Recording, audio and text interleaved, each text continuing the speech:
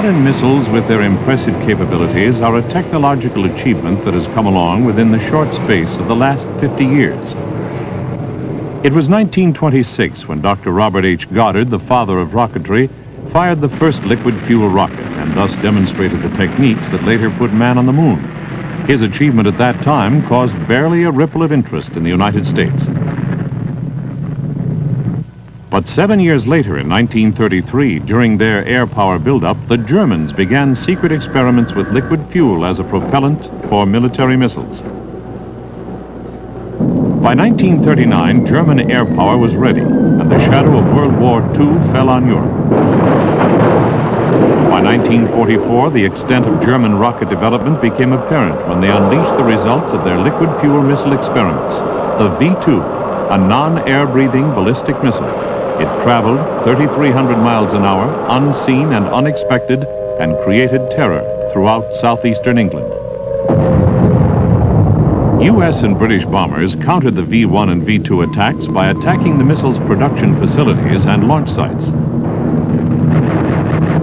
Immediately after World War II, the Air Force concentrated its strategic capability mainly on long-range bombers such as the B-36, the B-47, and the B-52.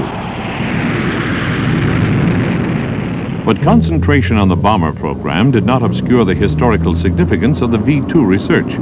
Extensive work was accomplished during World War II with the result that by 1945-1946, the Air Force began contracting for studies on ballistic missiles. Then, with missile studies well underway, Congress in 1947 reduced military funding. Because of the cutback, the Air Force elected to curtail ballistic missile investigations from 1947 through 1951. However, despite the slowdown, the U.S. Army continued its Project Bumper and in 1949 paved the way for later space probes and intermediate and intercontinental ballistic missiles by launching the first two-stage liquid propellant missile. The vehicle, a combination of a first-stage V-2 and a second-stage WAC Corporal, reached a record altitude of about 250 miles. During the late 40s, the Air Force began experimenting with subsonic air-breathing rocket-boosted cruise missiles, such as the TM-61 Matador. The first experimental Matador flight was in 1949. It soon became the first U.S. Air Force tactical missile. The Mace then appeared as a follow-on vehicle to the Matador. It was a low-level attack missile. In 1946, development began on the Snark, an air-breathing intercontinental rocket-boosted missile.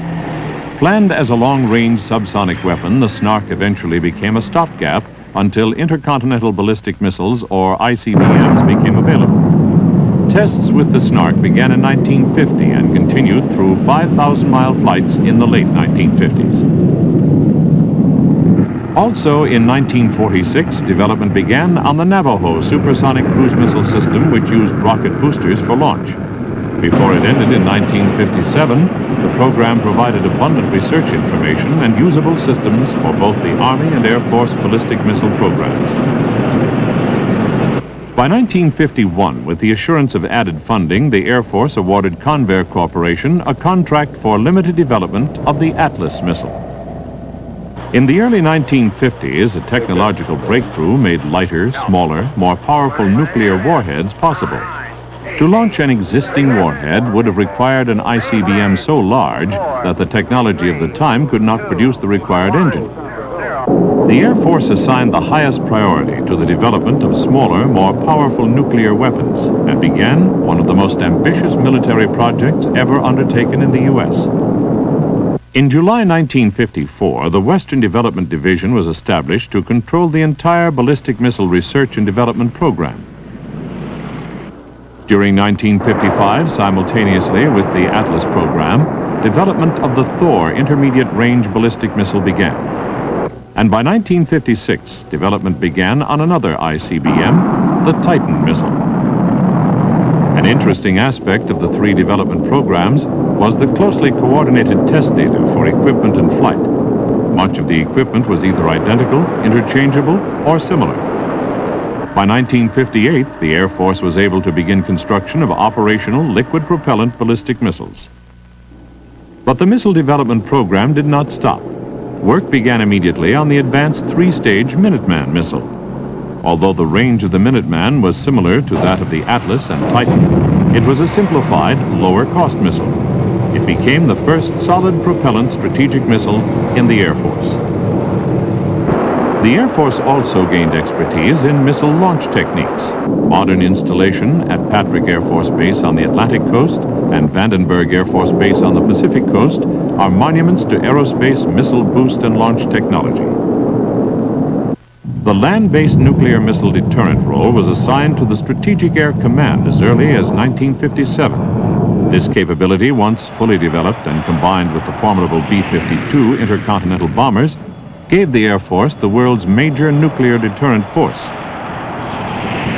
It became a prime element in the Triad, a combined force composed of ICBM missiles, manned bombers, and the underwater sea-launched solid-propellant Polaris and Poseidon missiles developed by the U.S. Navy. This missile and bomber retaliatory force will be maintained for the future with the addition of advanced missiles and supersonic bombers. International events proved the wisdom of a deterrent force concept during the Cuban crisis of 1962. On October 14, 1962, aerial reconnaissance photography revealed indisputable evidence that the Soviets, despite strong official denials, were providing the Cuban government with an offensive nuclear missile and aircraft force capable of striking every nation in the Western Hemisphere. On October 22nd, 8 days after the discovery, President John Kennedy drew the line with the Soviet government. He said, "Retaliatory response against the Soviet Union will immediately follow any attack against the Western Hemisphere." The Cuban situation reached crisis level. As the president spoke, U.S. forces throughout the free world rapidly moved to alert status. The strategic, air defense, and tactical air commands dispersed aircraft to assure survival and the ability to retaliate against nuclear attack. The Air Force Reserve, Air National Guard, and Military Air Transport Service quickly responded to provide support. It was the fastest mobilization ever imposed on U.S. military forces. Airborne radar maintained a constant vigil in sensitive areas. The Navy quarantined waters around Cuba. Army troops were quickly moved to Florida bases. The message to the Soviet Union was loud and clear. Either remove the missiles and bombers from Cuba, or the United States will take the steps necessary to remove them. On the 28th of October, following the presidential ultimatum, the Soviets accepted America's position, and the Cuban crisis began to subside. It lasted less than 1 month. When the tremendous potential of missile technology was recognized back in the late 1950s, the prospect of putting man in space became a realistic possibility. The Air Force made its vast experience in booster development and launch technology available to the newly formed National Aeronautics and Space Administration. The Air Force School of Aerospace Medicine at Brooks Air Force Base placed emphasis on investigations of the hostile environment of space and its effects on man. They started with the chimpanzee and the rhesus monkey, and progressed to advanced testing programs to provide man's ability to adjust to spatial requirements. High G loads, zero gravity, manual dexterity, eating and drinking, body stress, and on and on. Pilots of the X-15 rocket-propelled research aircraft were the first officially designated astronauts in the U.S. Air Force.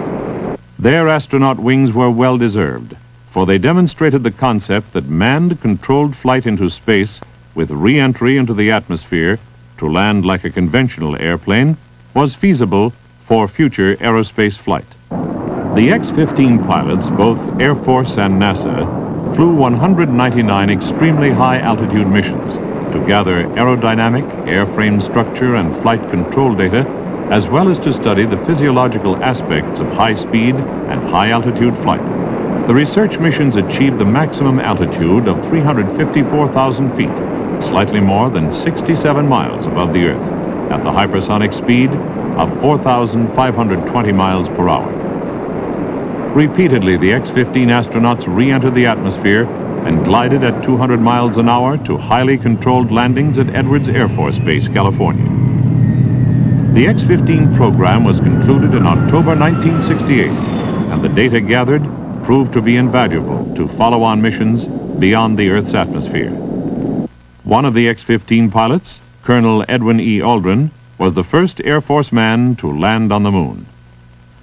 When the all-Air Force crew of NASA's Apollo 15 returned from the moon to the command module, they made the first successful launch of a scientific satellite from space. Apollo 15 broadened our knowledge of weather watching, communications, and navigation support. Fast, reliable communication has always been a prime military requirement. To test communication by way of a satellite, the Air Force in December 1958 launched an Atlas booster, which carried 150 pounds of communications equipment into orbit. Since then, the Air Force has placed in orbit a series of military communication satellites capable of handling thousands of communications channels. Another group, the Vela satellites, has performed an active role in national defense. These satellites are capable of detecting nuclear radiation in space or on Earth and are useful in monitoring the Nuclear Test Ban Treaty. With its missile development and space programs, the United States Air Force has helped the nation move into new frontiers of aerospace technology.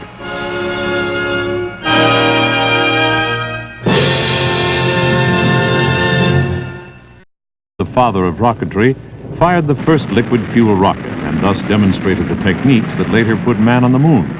His achievement at that time caused barely a ripple of interest in the United States. But 7 years later, in 1933, during their air power buildup, the Germans began secret experiments with liquid fuel as a propellant for military missiles.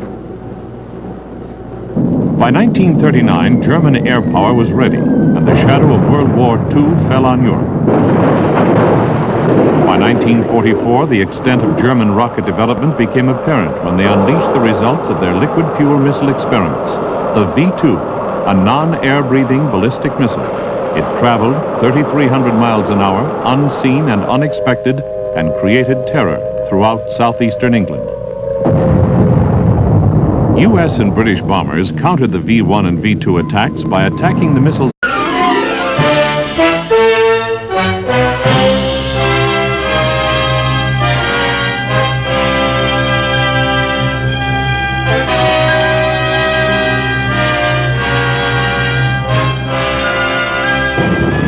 Modern missiles with their impressive capabilities are a technological achievement that has come along within the short space of the last 50 years. It was 1926 when Dr. Robert H. Goddard, by 1945-1946, the Air Force began contracting for studies on ballistic missiles. Then, with missile studies well underway, Congress in 1947 reduced military funding. Because of the cutback, the Air Force elected to curtail ballistic missile investigations from 1947 through 1951. However, despite the slowdown, the U.S. Army continued its project production facilities and launch sites. Immediately after World War II, the Air Force concentrated its strategic capability mainly on long-range bombers such as the B-36, the B-47, and the B-52. But concentration on the bomber program did not obscure the historical significance of the V-2 research. Extensive work was accomplished during World War II with the result that